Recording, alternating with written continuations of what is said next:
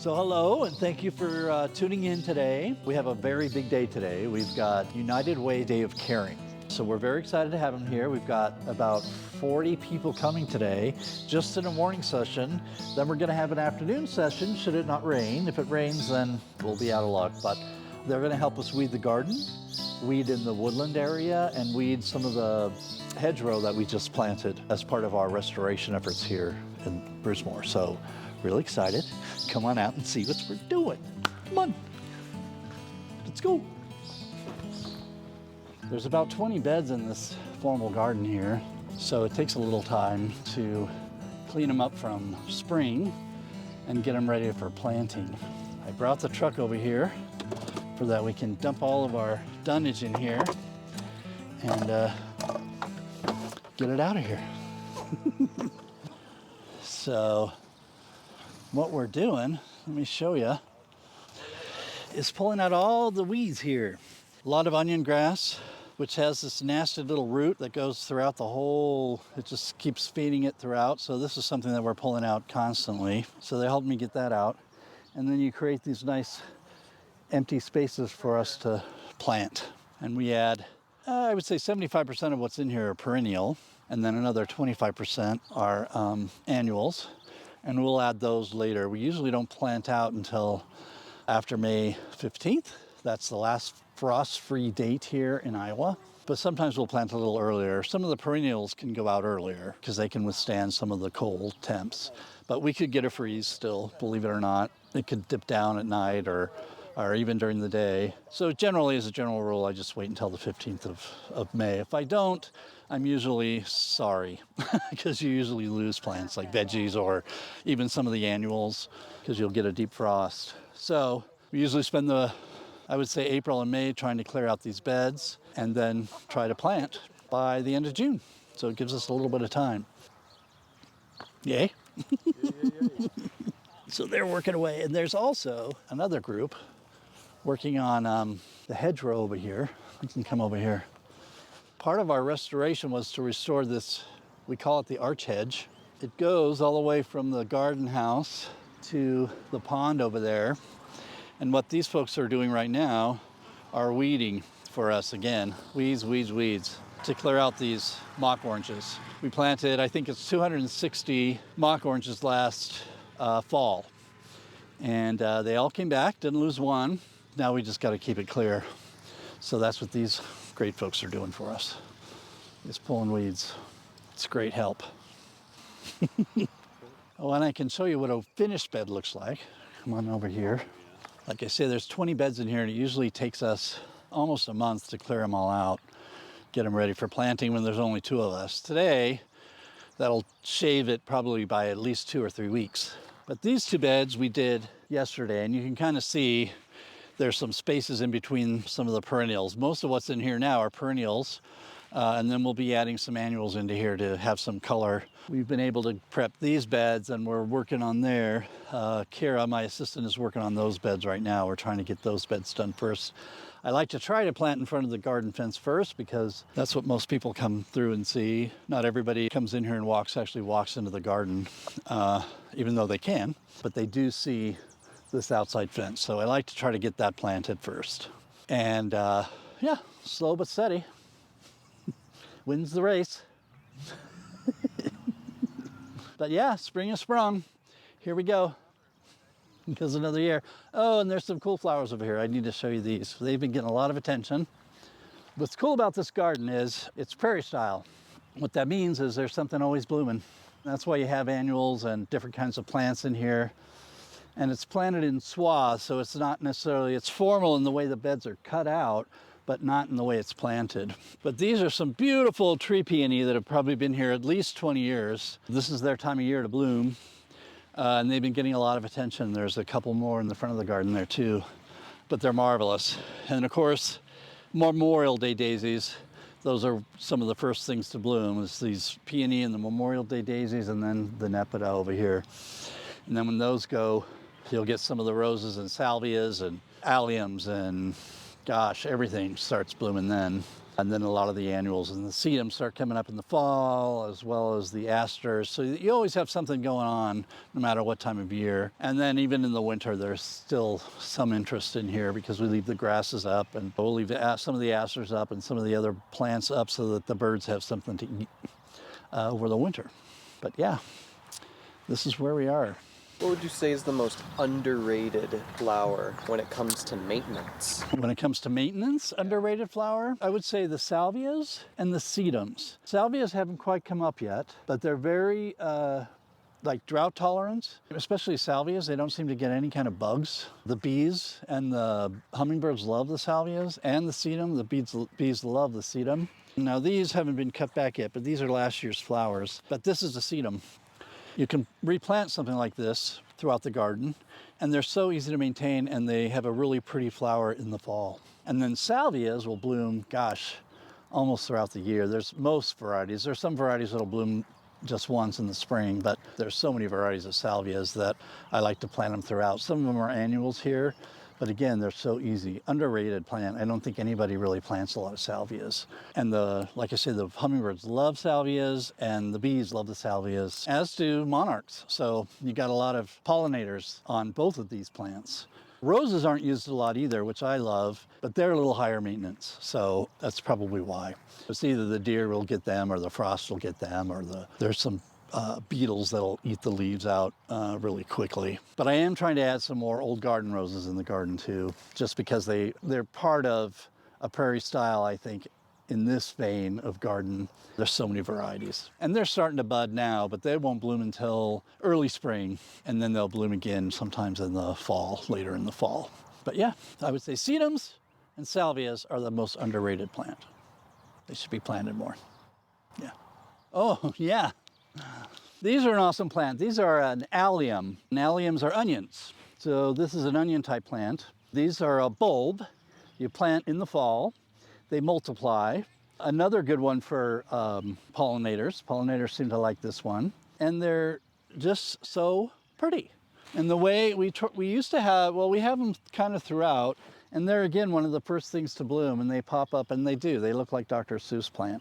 Alliums can also be pretty invasive. There's, well, these little guys here. You can't really see them in the loosestrife, but these are alliums as well. And they will spread. You can see they're all throughout here.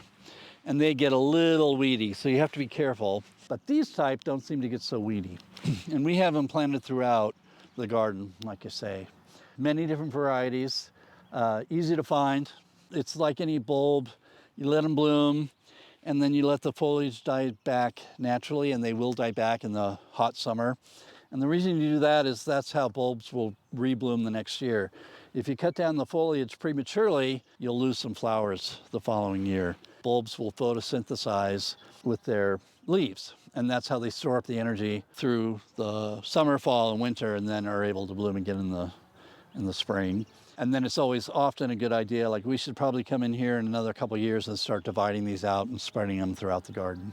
But again, yeah, one of my favorite plants. Of course, they're all my favorite plants, but these are one of my favorites. Another one of my favorites, it's called a Euphorbia. It's about done now, but these are Euphorbia polychroma. Cute little perennial. We used to have them when I first started. They were planted all along the outsides of the beds, and we've lost them over the year. So I've been trying to slowly replace them. That's one of the things that I get to do that I love, is monitor all the perennials as they're growing and then seeing them thin out. Asters were one thing that was starting to thin out. In the last couple of years, I've been able to add them up, so add more into the garden, I should say. And so we've reestablished them. These are another plant that I need to reestablish because I love the way it looks with the Nepeta and the Memorial Day daisies as they bloom. And they're one of the first things to bloom, the Nepeta and that Euphorbia. And they used to be planted all like down the aisleway here. This is the archway. Again, they've slowly died out. So we're trying to replace those. I was able to get a batch last year. This year, I wasn't able to get them. I tried from several different growers, but nobody had them. So I'm not really sure why. Let's go see how everybody's doing. I just want to double check with Greg to see if he sent anybody over here. These guys are going to probably head over there in a bit too. Okay. So, you can grab a few. Awesome, awesome. This is why I don't have a gym membership. I just walk around all day. This is another assistant we have, but she's sleeping on the job today. That's Violet. She doesn't have her sunshine today. She's a little camera shy. Yeah. I'll let them continue in there. I'll come back and check on these people here. This is a butterfly bush. How do you think your butterfly bushes could live over the winter? Well, it's been a challenge. Yeah. What I did this year, because we used to have them lining both those beds over there in the center, because they get nice and tall and they're beautiful, and then they started dying out. They're supposed to be hardy to zone 4, but what I do is, what I've learned is I don't cut them back until I let them stay up through the winter. Okay. That seems to help them because the top parts will freeze off, but the bottom will not. Okay. The other thing I've done too is when I cover my roses, I have a few roses out here and I'll cover them with straw. And if I have any extra straw, I'll just pile it around them. Okay. What I found with them is the heaving. The winter heaves them out and then they freeze. Right. I like to plant them in the spring and really solidly, making sure there's no air pockets in the ground at all when you're done planting them. But they're supposed to be hardy here, but I know I've had a really hard time. For the longest time we had them here every year, and then they just all started dying out. They are.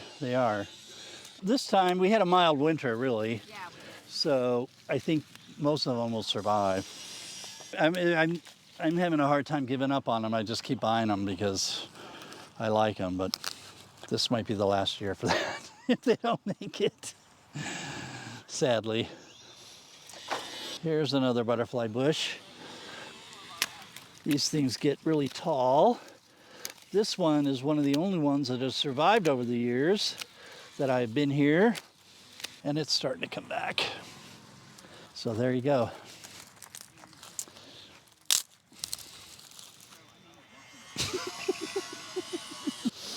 Some people in the mansion up there putting on our roof crests. So, yeah, lots of things happening. It's an exciting day to be at Brucemore. Getting a lot of work done, just talking. Okay, I'll help you too since you helped me. What? I'll be nice. More mustard, I see. Mustard and Dandelions. let's say a healthy crop of dandelion. Okay, have them meet me in the corner there. I'm gonna let the other people do the peony beds because those need it, so. I'm gonna grab one of these. New tool, it's called a root slayer. And there's a bigger version that's actually looks like a shovel, and it has this little edge here to it, so it really helps get like things that are really difficult to pull, like mulberry trees or other kind of weeds that go in there. Plus it has this little cutting edge too, so you can sometimes kind of saw with it in the ground. Good little tool. This is another one that's similar, only a little larger. And then we have like shovels that we use to get evil stuff out of the ground. So far, I've been very impressed with it. This is a cup plant, and while it's good in some areas of the garden, I don't want it everywhere. So this is when this comes in handy because it chops it right off, and you can get most of the roots with it. And voila.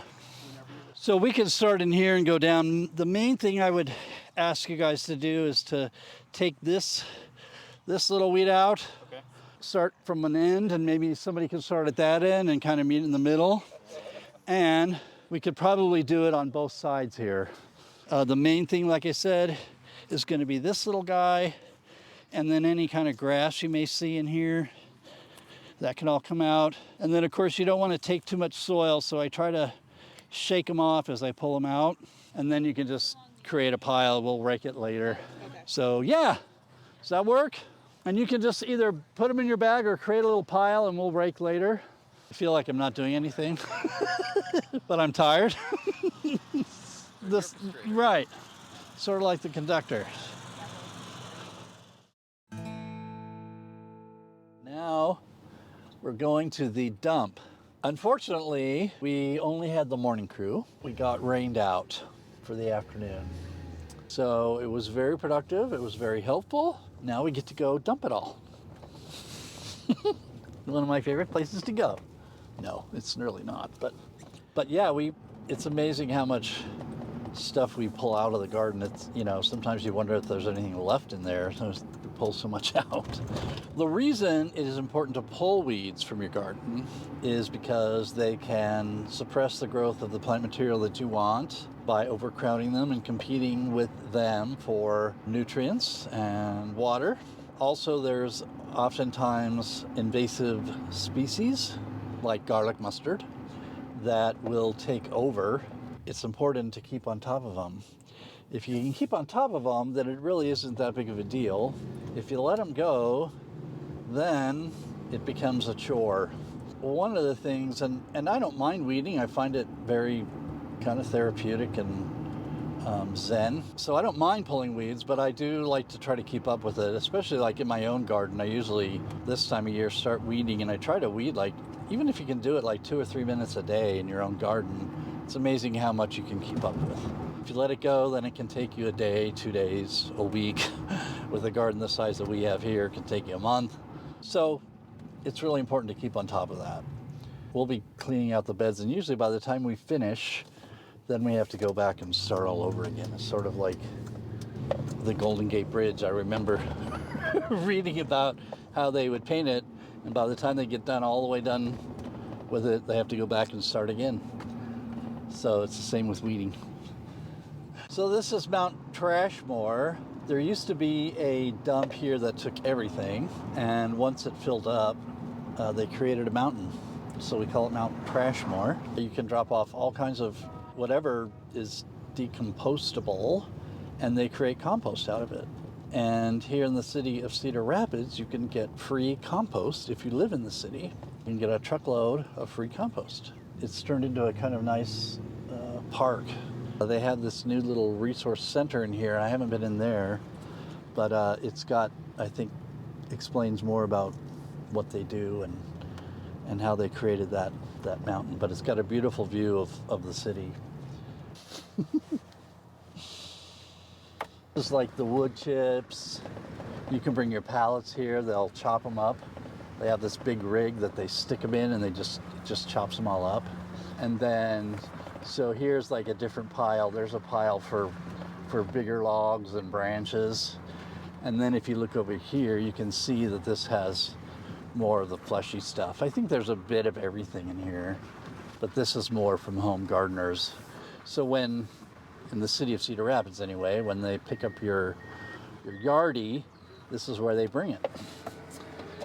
And we are lucky because we don't have to shovel it out or anything. I just back up. I push this little button. The truck goes up. It's got a hydraulic lift back there. What I really like to do, and it's really mean, I pull up to people that are shoveling their trucks and I go, have a nice day. So I'm not only a good gardener, I'm kind of a mean gardener.